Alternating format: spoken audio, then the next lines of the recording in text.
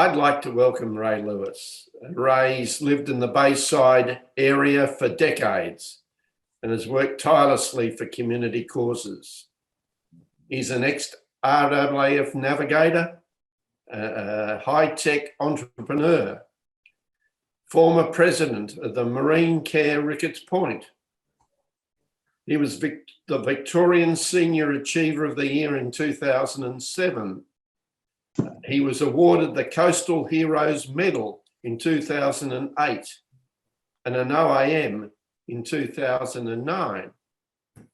In 2014, he was appointed Bayside Council's Environmentalist of the Year. Welcome, Ray, and over to you. Thank you very much, Chris. I want to chat about a couple of things. And have we got the 30 minutes? Because otherwise I can do the Black Rock section second. You got 30 minutes, you got 35. 35, okay. You can we'll even stretch it a bit beyond that, Ray. So depends on how it goes. Okay, well, folks, it's lovely to talk with you. There's two things I'd like to cover very generally in a semi-non-scientific way. And one is the Black Rock Clock Tower, which was only a few minutes that you know something that's happening there. And the second is the history of the bay, which I think is absolutely dramatic. And if you get a feel for that history of the bay and all the things that happen around it, makes for a much more pleasurable walk when you're down there. So firstly, I was at Black Rock a couple of years back, looked at the Black Rock Tower, and I vaguely remember it from being a cadet at the Air Force Academy, driving past in a RAF bus being built. And it seemed very odd, and that I couldn't find any plaque or anything to tell me anything about it. So I went across the causeway there, and yeah, thanks very much, Jeff, across that pathway there, and still there's no sign. And I looked down at my feet, and there's a sign of about 1/2 metre by 1/2 metre, vertical, hidden behind the plants, and splattered with cement. And I was offended. So I went around and read about the felt, not quite yet, we're not onto the formation yet, thanks. I went around and asked a few of the traders, did they know why the clock was there? And they had no idea. And clearly that clock made Black Rock. It was the icon that attracted people to it driving past on the beach road. It helped all the traders have the businesses they've got today, and helped the people of Black Rock that I talked to identify themselves and say, oh, we're just up from the clock and that sort of thing. And when I said I was offended by the absence of respect for Horatio McWilliams, who did it, they were all behind me doing something. Well, I did some research and found out some lovely things. Horatio, who paid for the clock with the equivalent today of a home in Beaumaris out of his money, and many other things he did. But Horatio was a mounted policeman in 1895, and then went on to become a detective sergeant before retiring in Black Rock, which he loved with a passion.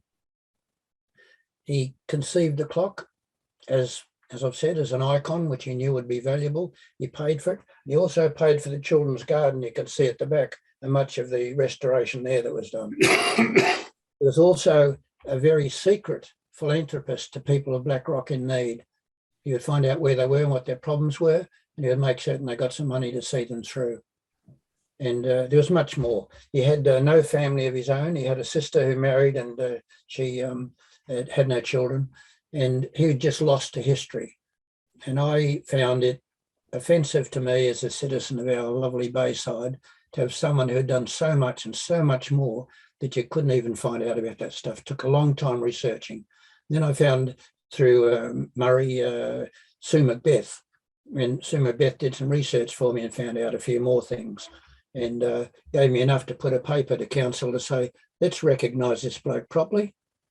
And that's exactly what, after 2 years, they finally decided to agree on and do. They've got a budget, probably going to put some sort of monument and a few other things on the other side, and do as we'd hope, maybe have some music there once a year, and maybe even make it a Traders' Day, whatever. So I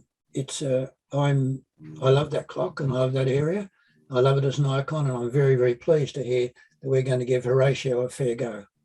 So on to the next one, which is the big story that really is what I'm about today, and that is the the history of the bay, and basically Port Phillip Bay was formed many millions of years ago when the Otways and Strzelecki's rose, and Port Phillip Bay, the PPB, and the Western Port Bay subsided, and the water flowed in, and it filled the two bay system, and had been there for in excess of 55 million years, probably 15.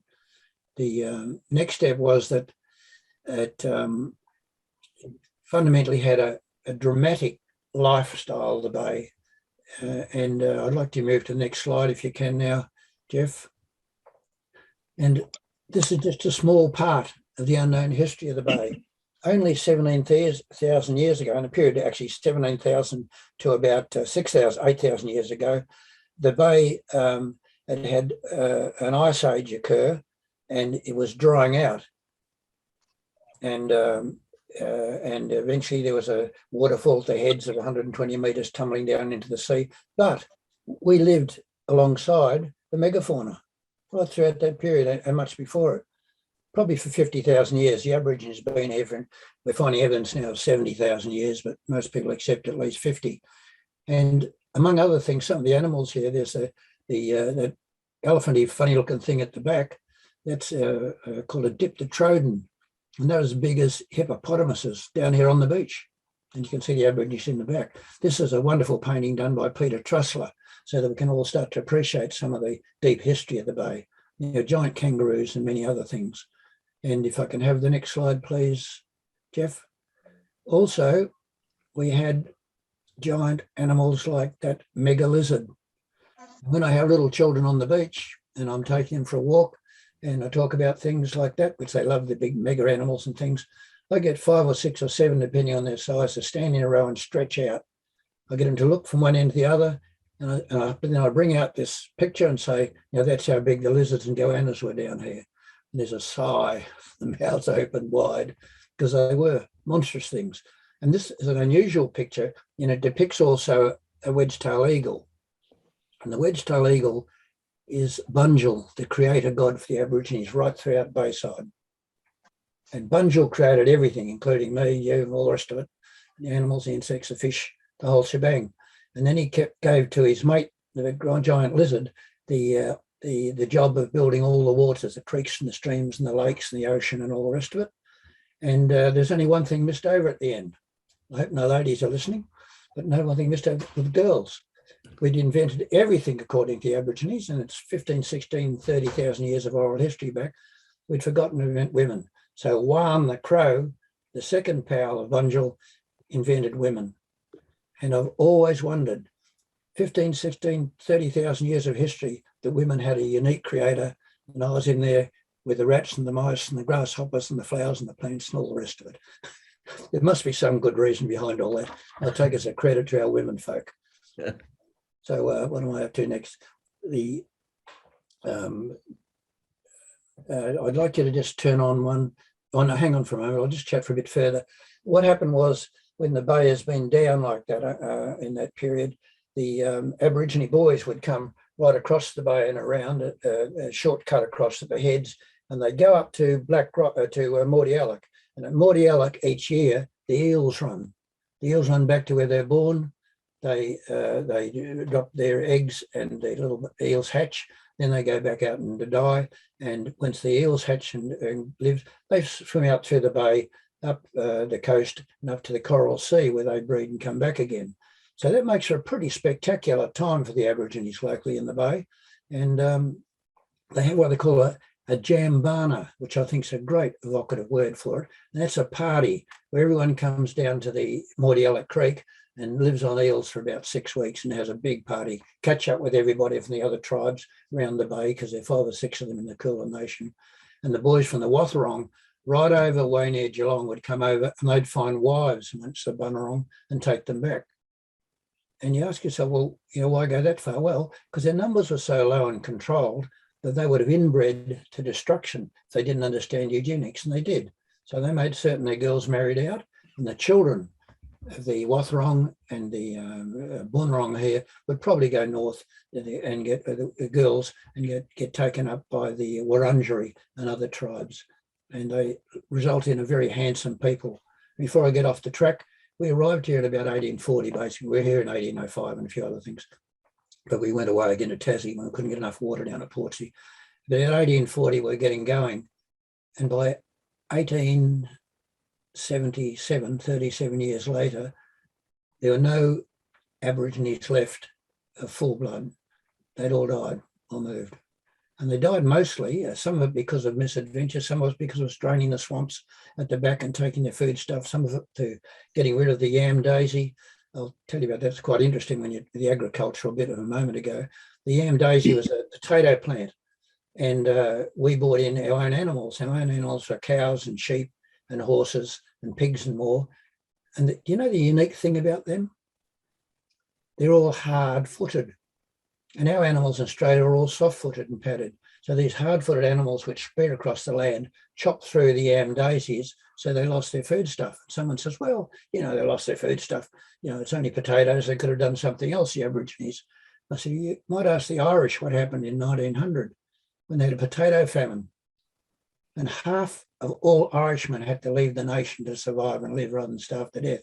So a lot of things like that happened to give them a bad time. And the last guy was Jimmy Dunbar, handsome fellow, very, very well liked, who died in 1877. And since then, it's been lots of issues with the recovery of the Aboriginal culture. So it was pretty tough. And now I'd like to talk about the bay once as it's been around a long time, but it's been very, very dynamic. So I'd like the first of those dynamic shots. Thanks, Jeff. Cliff erosion all around the bay. And I'm talking mostly about Bayside, our area. There's massive erosion going on, and we tend to forget about it. If you go down to the sandstone cliffs at the little beach at Half Moon Bay, you'll find that in the right circumstances, running away from the bottom of it all are white limes, and that's limes of that limestone that's made the cliffs still running away, still eroding all the time, and we're still losing and tracking back toward Beach Road. And further down at, we'll come to it in a moment, but at McGregor's Rock, we were actually undercutting the path beside Beach Road about 3 years ago when council and others got together and started refilling sand and wiring it and planting it and doing lots of other things. So it's an endless fight on that I see as basically losing. Next slide, please, Jeff. There's a good example from one of my books on these sort of things. At Quiet Corner in 1930, the land went right out onto the rocks. By 1936, it eroded back 50 metres.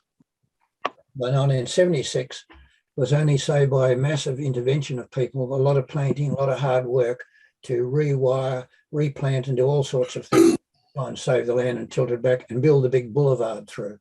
There's a boulevard along the bottom there that came around to try and stop the sea from taking us back to Beach Road again there.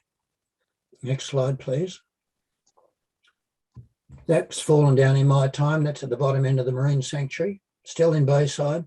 Splendid, heartwarming place. You stand there, look out to sea. You could be anywhere in the world. It all fades behind you. You can't hear the cars. You can't hear anything. You're standing on this splendid rock. And if you look down the bottom and you're aware, you'll often find a seal sitting quietly in there, an Australian fur seal. But that collapsed probably about 6 or 8 years ago into the water. Next slide. That I took about 3 or 4 years ago. It shows what happens when the seas get rather strong. It even knocks down the boulevard, and that's just short of the Black Rock area just up here a few hundred metres. And I tried to move one of those stones just to get a feeling for it all. And you can see just how dramatic the bay is. And I think that we sometimes think that everything's going to be normal and it's all going to be even, but it is a dramatic bay with dramatic features. It's remarkable in other ways too. Before I get on to, I've got some notes for myself here. Another event, but its average is about 4 to 7 metres deep. And it's because of that the sunlight gets to the bottom. It's because of that the phytoplankton thrives, phyto meaning light, and they absorb a lot of the air and the rubbish and the carbon dioxide we've got in the air and take toxins out of the bay, and then they sink to the bottom. I don't know what happens to the toxins then, but it's one of the reasons our bay did survive until we began to really understand how valuable it was in recent years and stop dredging and stop breaking down the food chain. So I think you can see there what happened, that it is a tough place at times. Next slide, please.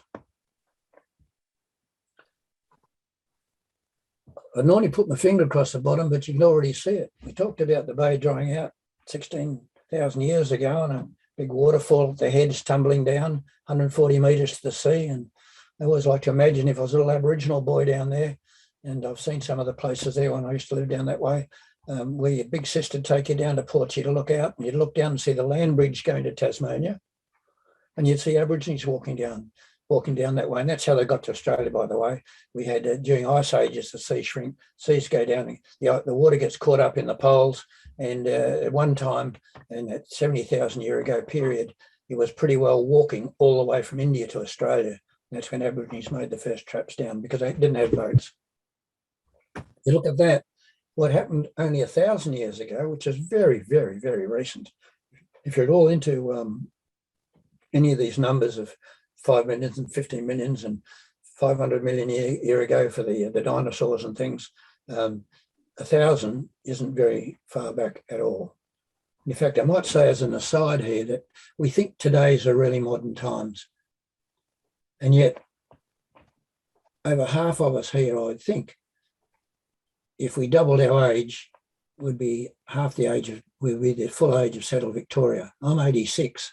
If I make it to 90, that's round about when I die. So then that would be half the age of settled Victoria. So these are really, really, really modern times for this great country of ours, this great island, surrounded by oceans, no common borders with anyone else, plenty of space for us, lots of problems, but we've got a wonderful opportunity. Anyway, 1,000 years ago, the bay dried out again for a totally unexpected and unpredictable reason.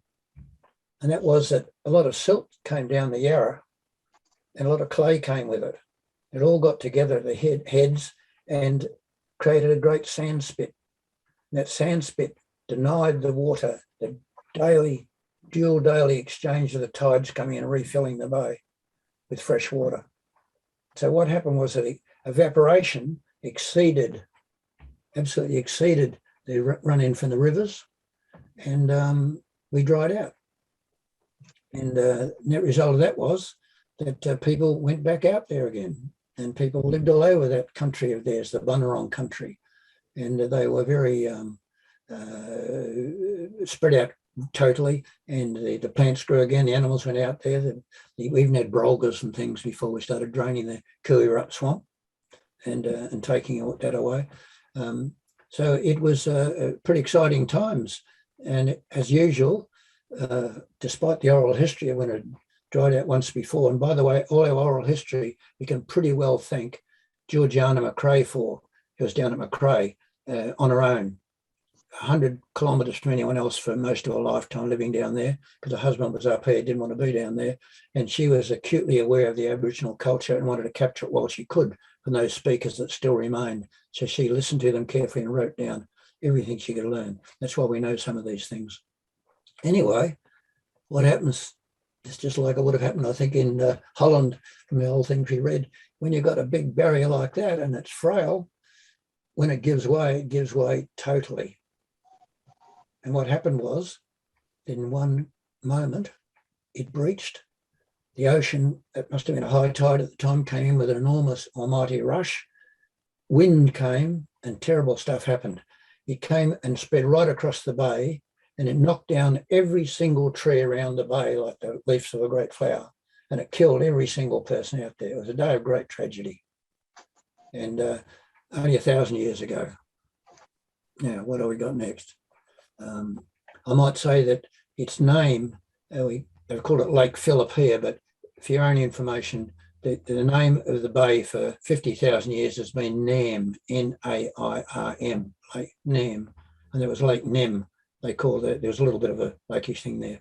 And so, as I say, as you can see from what I'm saying, it's been a fairly dynamic system and pretty exciting.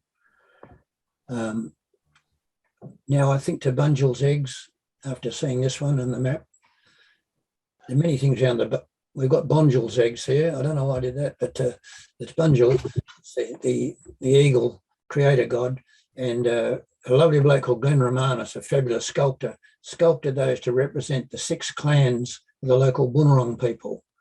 And up on the top of Black Rock at the lookout there. So if you go down there, you should have a look at it. It's a nice place. And what was interesting was that until we had some LiDAR, which is a special light emitting diodes and radar technology in aeroplanes that flew around the bay and mapped the bay. And at the end of that period, when the bay was mapped, we found the one major river that ran out underneath it from 1,000 years ago, and we could see it through the water, which we couldn't see before. And then someone said, I think I've seen that before. And Glenn here, with his Aboriginal culture, had actually recognised that, and the map underneath is Port Phillip Bay, if you go and have a look at it, with that great river running down. But we'd walked past that, we hadn't really particularly noticed it. So it's another lovely thing around the bay. And I'd like to talk now, and finally, last few things. I might have gone along a bit too fast, but I'll take questions. One of the other great assets we've got are our fossils. And we have fossils that are world famous here in the Beaumaris Cliffs and a few other places around Victoria, but keeping our focus here. When the erosion occurs and the cliff falls away, particularly in the areas near the Beaumaris Motor Yacht Squadron, north and south, fossils start appearing out of there of world substance. You know, one of them was a giant bird called Pelagornis. And some years back, not very long, we found the jaw of Pelagornis, which was about that big, over a metre long. So we could assume it was a big bird. And then recently we found the head and the top to prove that it was the Pelagornis that's flown around the world in many cases. And it was a pelican of sorts that had a 5 to 7 metre wingspan. Now, these are pretty big things. If you're standing on the beach watching a pelican go past today, and you saw one of these things cruising past, you'd be wondering whether to duck for cover or not. And someone said once, well, where did they land? Did they just fly? They land anywhere they liked. When you're that big with a beak that big, may I add also, the beak was full of teeth. So it was a rather spectacular creature. And we found lots and lots of things of increasing value down there, particularly some whales. We found a whale's tooth and a whale, which was supposedly extinct a long, long time before that. But it was about that big, both hands out. Huge whale teeth found by a friend of mine, Murray Orr, who's now president of the Bayside Earth Sciences Society, trying to protect those assets. And in the last sort of comment on the fossils, I thought I'd show you that. I hope we can all see it. Can you see that close up and focused? Yes, that's good. Thanks. Well, there's 2 things about that. One is it's 5 million years old. More than 2 things about it. And it's the fossil of a sea urchin known as Lavenia woodsii. One of the problems of aging is I forget some of the Latin names. So you bear with me if I pause and have to think. But anyway, it's Lavenia woodsii. And there are a large number of those under our Beaumaris cliffs. A bit hard to see because your mind needs to see them before you can see them properly and differentiate them from other white stone down there. The other thing is he's not too impressed by being on TV today, if you notice from the expression. Yeah. Very scoly, unhappy face. So if you ever go down and take the grandchildren down, it's you've got to be fairly careful. It's a bit of rough get in, but you can walk around the back of the Beaumaris Motor Yacht Squadron. There's a little sandy beach in there with a lot of white stones, and amongst them you'll find many fossils you won't recognise. You just walk over them. But particularly, you may be fortunate enough to find those, and it may be a bit of a thrill in the family to find something that's 5 million years old and used as a paperweight or something like that. The final thing I'd like to say is about it is that the bay. Another great blessing for us is that it's huge, and it's 1,960 square kilometres wide, and it's the cleanest body of water in the entire world next to a major city.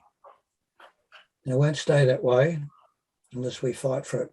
And if we don't fight for every square metre of foreshore that's left, the foreshore area, save our cliff faces from erosion and save our beaches from any more buildings, build on what we've got, have multi-user facilities, but protect what we've got. And I and my peer group in the MESAC committee have produced so far 4 books, just in passing, on the fossils, the plants, the urban sanctuary underwater stuff, and we're doing one on insects, and we're doing another one on something else there, to preserve a benchmark for the future of what precious assets we've got in Bayside, so no one can say, oh, that's okay, it wasn't there before. Well, we know what's there. It's photographed, it's known, it's done scientifically in a joint venture between us and the RMIT. A lot of videos as well on different things. So thanks for listening. I'm happy to take any questions if there are any. Chris? Thank you, Ray. Questions, and Simon, if you could help me, because I can't see all the screens, but anybody with questions, please. You can raise your hands, gents, so that we John Fisher's trying to ask a question. John, please. He's got to unmute.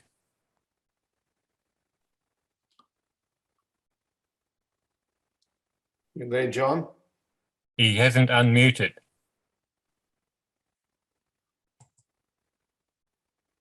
Sometimes muting can be next to Can you godliness. hear me now? Right. Yeah.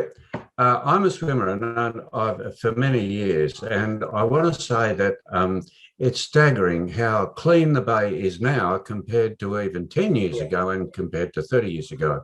It's fabulous. So to all of the people who've had a hand in doing that, I say congratulations. It really is a fabulous effort. I've also written 3 letters to the Age praising all of these people over the years, and I've written letters to ministers and people saying how wonderful I think it is, the effort they've done. I've never even had an acknowledgement of any of them, which I just think is amazing. Now, I do have a question, Ray. This year, unlike any other year, we've been plagued with jellyfish. Do you know why? There's a few things in there. I don't know why for a fact. I'm not a scientist. I'm science educated, but not a scientist in this area. But first of all, jellyfish eggs go into the sand and they just stay there. And there'll be no jellyfish, no big brown jellyfish or white ones or Cactostylus mosaicus or whatever for some years until conditions are just right. When the conditions are just right, they hatch and up they come again. So this year there's a big problem. In Mentone, we've got a stinging jellyfish that's reappeared there in numbers, and I've been seeing a little brown jellyfish, a lovely one, for some months now. And the same thing happens if you go down there and you see a big wide sweep of yellow kind of stain on the waters. It happens every year, but it happens only at the right time in the right, and that's just another algae called Noctiluca silitans. And you got to watch that a bit if the kids want to run into it, because some people it can irritate their skin. So I think everything has to be just right for those jellyfish to thrive and come to the surface, salinity-wise, temperature-wise, daylight-wise, and that sort of thing. So it wasn't a good answer, but that's about the best I could give you. Thanks. Well, they've come out there as far north as St Kilda, I know, and Mentone's the southern limit that I've heard of. But they've been in huge numbers, and of course they sting. It's been quite uncomfortable for 2.5 months, and we've never experienced that before, not in 30 years anyway.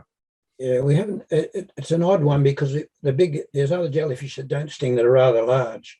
In fact, they can be bigger than soup plates and very heavy and weigh tons. And they're in our bay. In other countries, they're 4 times the size and just stop navigation. Yes, can't go like straight into the exhaust and in and the engine. So no one seems to be able to tell me why, except that I do think it's associated with a number of other speciations, with the conditions being just right for them to go. thanks, Ray. Kevin Reid. Kevin. Oh, thanks. Yes. I'd just like to ask about the quality of the water. Over this summer, for example, the EPA has advised that the water quality for swimming is bad, and even on some days it's reached illegal status to swim. And I'm a relative newcomer to Melbourne, and I just wonder, is that situation from stormwater, is that situation getting worse or better? And are there any initiatives to try and curb the impact of pollutants through stormwater drains? There's a few things happening that I'm aware of. One is, by the way, that after heavy rain, none of us go in diving or snorkeling for 2 days, if it's clear, because of the stuff that comes down the drains. And if I ask you to name how many drains you think are draining from the land, from the roads, the streets into the bay on our side, you'd be surprised. It's 300. Some are not apparent, they bubble up under the sand. Some are major drains like we've got in Bayside, and nothing happens when someone pollutes them. I know that for a personal fact of an event 3 months ago when very deeply hard coloured stuff came down that smelt odd out of the main drain beside the Bangmorris Yacht Club and swirled into the shallows there. And I rang all sorts of people and no one either responded or did anything. So I'm disappointed with that. On the other hand, people like Chelsea have taken their drains and put them into underground big sumps and let the rubbish filter out of it. And they have 2 or 3 filtration processes. And then near the Chelsea Lifesaving Club, there's a little pond and a few things where the water seeps through much cleaner into the bay and it's fine. So I think the bay is a lot cleaner than it was in the the year 2000 and earlier, when due much to many people's efforts, they became aware of it and wanted to restore the balance underneath the food chain and the plants and things, and they're recovering dramatically, particularly in the sanctuary since Bob Whiteley's work there. But from the people I talk with, it's worse because there's more of us. It's worse that many people dump stuff in the Yarra, and now there's some levels of control in the Yarra as well. But if we allow pollution to go into the drains and straight in, it'll just get worse, particularly in the shallows. It's fine further out. Any more questions? Yes, Alan. Ray, I've taken photos down at Portsea of all the sandbags on the beach at Portsea, and there seems to be 2 camps. One is a natural event and the other camp is it only happened after the dredging. Could be just simply correlation, not cause. Do you have any thoughts on either way? I've got it. Well, I don't know what I'm talking about here, but I've got some thoughts to answer your question. I think that the dredging that took place to dredge out the bay for the boats to come through with the deeper keels meant less boats, but so there was a bit of advantage. And I find it hard to believe that actually affected the area there. When you see the dynamics of the bay and what happens, scouring, huge sandbanks being built at the head, and those sort of things, it's more likely to be a bit natural. But one thing I do know is that groins always scour out something. If you save sand somewhere, you scour it from somewhere else. And we've had a new groin put down at beyond the Sandringham Beach. There's a couple of groins put in there. When they were put in there, there was virtually no beach. Within a year, there's a heavy beach in between the 2 groins. So groins do have an effect, but I can't believe that dredging out there some kilometre and deepening it by 2 metres, I think they did, could make a major difference to flow. I think there are other factors at play, but I'm sure that everything interacts. Nothing sits alone in nature. Thank you. Sorry. Any more questions? Simon, can you see anybody? I think Tim Harding, have you got a hand up there, Tim? Yes, I have. Can you hear me? Yes. Yeah.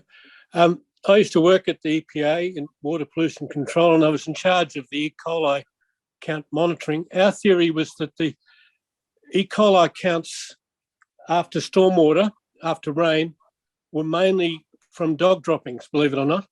There was no genomic testing at those days. In those days, I mean, E. coli is E. coli. So the problem was really dogs droppings on the nature strips, and then they get washed in. Now, the other thing is that there's no alternative to letting stormwater go into the bay. I mean, you can't put it in the sewage system; it would overwhelm the sewage system. So the stormwater has to go into the bay, and the solution is not diverting the stormwater, but it's stopping the contamination at source. For example, dog droppings. Well, and I must say I agree with that. I'm not a dog lover at all, and they never clean up, in my view. Any more questions of Ray? Any hands up, gents? Yes, I think Ken's got a hand up there. Ken, can you unmute yourself? There you There go. we are. Yep. Yes, I live on the water at Port Melbourne, and for 2 or 3 months, the end of last year, there was awful pollution along our shore, Station Pier, etc. Some type of chemical globules, white, mucky chemical, like foam, was building up all along the coast. I rang the EPA, but couldn't even get them to answer their phone. What's been done to find out what these events are? Because this went on for several months, and what can possibly be done about it? Well, I share the pain of those sort of things myself. And only 2 weeks ago, a very big tough fella decided to drive his utility all over the Ricketts Point Reef, which is a sanctuary reef, and you're allowed on it. You can't take things and ignore everyone. And I rang Parks Victoria and couldn't get an answer. I got a long diatribe of everything they do, but not even they're too busy, just went on and on and on. And another fellow had rung, I think the EPA and somebody else, he couldn't get through, and someone else rang and couldn't get through. Maybe COVID, maybe people are working from home, I don't know, but we're appalled by that. And I think there's some moves within the government to consolidate some agencies, but the problem, I think, is understaffing. The people I know in all those agencies are decent people. They just can't handle it all. There's too many problems. So we're understaffed in the protection of one of our most valuable assets. I think politically, we've got to make a political point of it. If we think that these things aren't being responded to, we've got to let our local MPs know and tell them we won't vote for them unless they raise it in Parliament. It's really easy. But sadly, I haven't got any solutions either, and I'm hurt every time I see something where nobody turns up and no one can get there in time. And I know personally they're understaffed, and they feel the same. It's too hard. Well, on that dismal note, Peter McGregor, would you like to pass a vote of thanks? But you need to unmute. Can I just say one thing more about the baby? Sure. Less dismal but average. If you ever get up on top next to Bunjil's Eggs, which I meant to mention, a little further down, look down and have a look at the Cerberus there. And it's an amusing story. We thought in around about 1890 or something or other, when we discovered gold, the Russians were going to come and take our gold. Now, anyone would just have a grin today, how silly that is. But we took it pretty seriously enough to order a wooden boat in England to be turned into an iron monitor and sail to Australia to defend us from the Russians. And the boat was done. And it was such a rough trip in it. Halfway there, the crew shot through, I think, in Kandy, and they had to find more people, apart from the Navy people on it. Eventually, it sailed in through the Heads proudly, all defended at last and safe from the Russians, and nothing much really happened because it never went outside the Heads again. No one trusted it out in the water in Bass Strait. So, at one stage, we decided we should do something to, flex the muscles and show people we're with it. So I gather they decided to fire a shot from the cannons. And they fired one shot. Does anyone know where it landed? Outside a milk bar in St Kilda. Well, I don't think the Russians, if they heard of that, would have taken us too seriously. And what we did when it wore out, we bought it in, used it as a breakwater, and let it rust away and rot away with all that history still going downhill. In America, they bought a couple at the same time and they put them into a museum in San Diego. Anyway. Peter. Thanks, Chris. Raymond, I'd like to thank you very much for your presentation today. You've got an impressive background and you seem to know just about everything there is to know about Port Phillip Bay. I got the job, I think, as I've lived within a drop kick of the bay for more than 60 years. But I didn't know a lot of the things that you've told us. I was fascinated to learn something about the Black Rock clock, which I've driven past probably every day of my life for the last 60 odd years. I've walked past Bonjul's eggs, had no idea what they were. So I'm delighted that you've been able to fill me in about that. And I'm looking forward to, as I walk down the beach from time to time, finding some scraps of the jaws of the Pelagonus, I think it was. So that'll be an experience that I'll look forward to. But you've taken us back many, many years, 1,000 years when the sandspit was there, 12,000 years ago, 70,000 years ago. And it's been a really interesting walk through history. I have another connection to Port Phillip Bay, which I thought you might have touched on. But my forefathers arrived at Portland in 1852 on an American boat, sailing boat. And 6 months later, after they'd got off at Portland, of course, that boat was wrecked at the Port Phillip Bay heads. Now, if that had happened 6 months before, I wouldn't be a member of Probus. We wouldn't have a newsletter. But you will be pleased to know we're still looking for the wreck, I think, of that one. Oh, okay. Well, there is a map. The Queenscliff Historical Society has a map of all the ships that were wrecked at the heads, and I've got that map. And my forefather's ship is on it. Oh, good. But it is quite fascinating. There's dozens and dozens and dozens of them there. Look, you've told us a lot about the artefacts around the bay. I was interested to hear about the dog droppings. It's also fascinating. But it's been a most informative and interesting presentation, Ray, and I thank you very much. And if I could pass you over a gift via the computer, I would, but you'll have to wait until we get some way to deliver it to you. But thank you very much for coming along. I appreciate very much what you've done. Thanks for listening.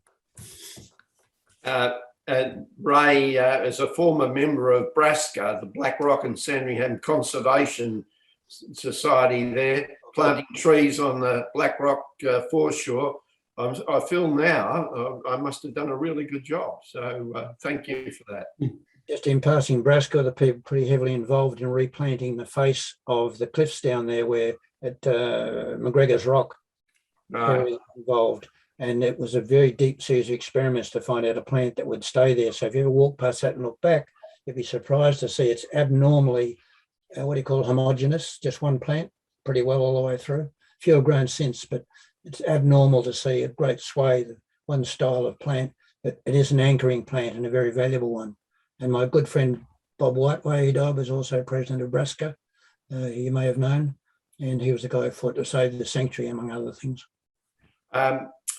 I promised to buy you a coffee, and we'll do so in the future, Ray. But again, thank you, and thank you to all our members.